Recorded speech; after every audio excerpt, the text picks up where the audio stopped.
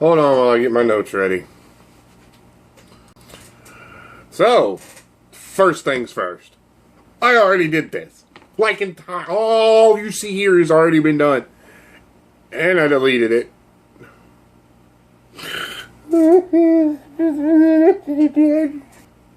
So last weekend, Kevin Warwick, a professor of cybernetics at Reading University in the United Kingdom, announced that the Turing test had been passed.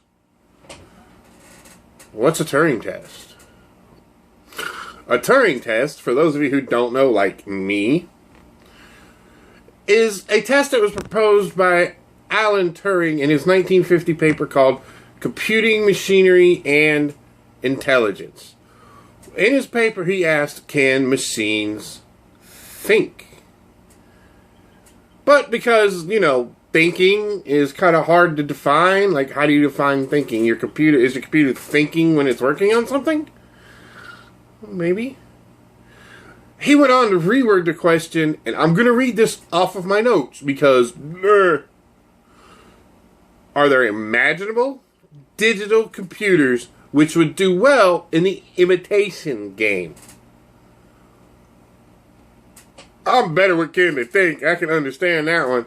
Basically what he wanted to find out was there a computer or a program that could mimic human behavior to the point where it was indistinguishable or equal to people?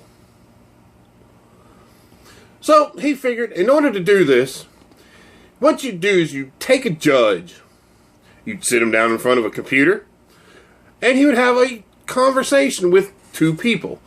One person would be a real person. The other person would be a program or a computer trying to convince that judge that they're human. All the judges are kept separate until the end of the test. If by the end of the test, the judge could not determine which of the two people he's talking with was the human and was the computer, well, it won. Quote unquote, passed the test. See, this isn't, in order to pass the test, you aren't really judging whether or not you're giving accurate answers to the questions. What the judges are looking for is how human is the answer. Lots of weird questions have been given throughout the course of putting these tests on. One of my favorites is, what color would a Smurf turn if you choked it?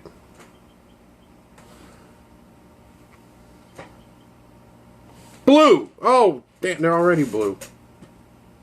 So this program that Kevin Warwick says passed the Turing test is called Eugene Goochman. Eugene Goochman was created by Vladimir Veselov, who started working on this in 2001. He's been at it a long time. Like, a lot of us don't even own cars that are that old. He presented Eugene Goochman as a 13-year-old Ukrainian boy for whom English was not his first language. Crafty. And this clever little cybernetic whippersnapper went on to convince 10 out of the 30 judges on this panel that he was a real human being. It was so convincing that one of the judges named Robert Llewellyn,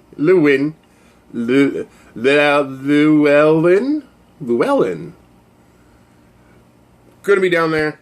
Y'all pronounce it. I'm not really good at that. Robert Llewellyn was quoted saying, "This little Eugene Goochman fellow was much brighter than I had imagined."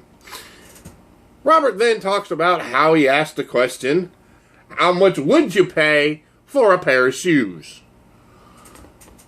But since this is a text-only conversation, he typed it like this. I'm going to try this too. Look, because look, I'm going to point. There's going to be stuff right here. Yeah, it'll be right here. I promise. When you're watching it, there's stuff. Right now, I look like I'm trying to grab something. Yeah, no. Being the way of being written in that certain way, both sides were stumped as to what the actual question was.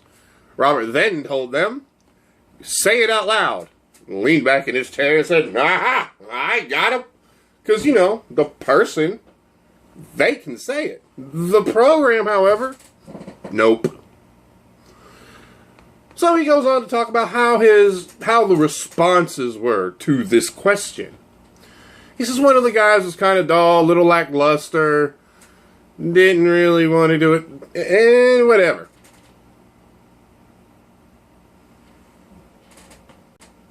I think one of my kids is up. But the other one joked that they don't buy shoes very often because they're not that into fashion.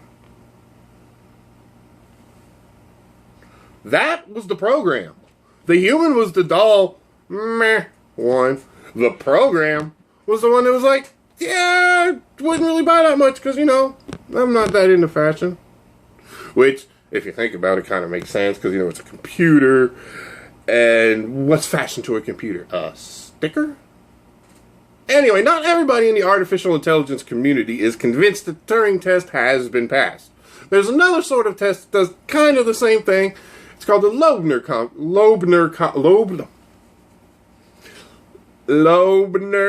I'm going to just put crap, there's going to be stuff down there. The Loebner competition.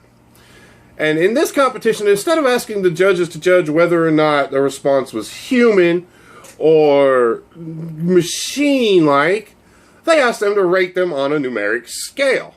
At the end of the test, the tallies are added up from all the judges, and to this day, not one program has ever scored higher than a person in the Loebner. Other issues that people have with it is the mere fact that it was presented as a 13-year-old Ukrainian boy who didn't know English very well. That's a big one to me.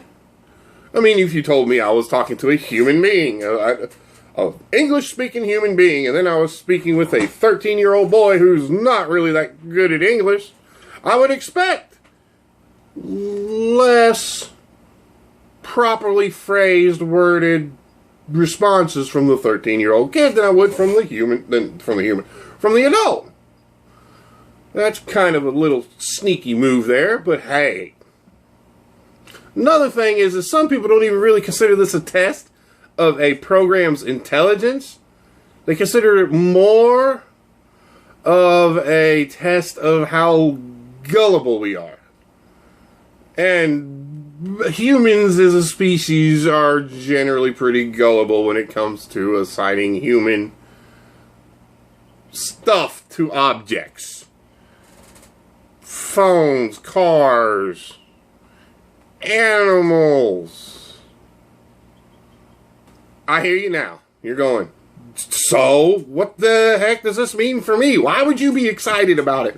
Why would you, a redneck, care about that? But tell you why.